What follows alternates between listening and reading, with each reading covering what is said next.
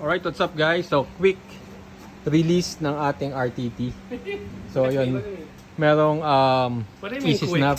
It wasn't that quick. Grabe, hirap. So, yun. Pero madali guys. So, kasi bago to sa amin ni bro. Sanay ng Popa, ginagawa niya yung solo sa Raptor. Pero ngayon, sa FJ. 1, 2, 3, 4, snap. So, pakita natin. Ay, no? Swabe, oh.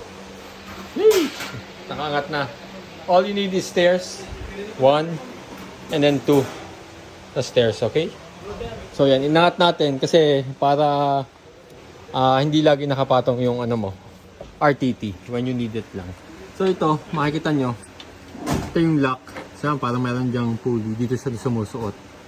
So pag nakalock na siya dyan, pag nakapatong, slide back and then slide pa front. Pag hinila mo siya, pag nakapatong na siya at nakalock, pull out, may handle doon. Kaya pala may handle doon.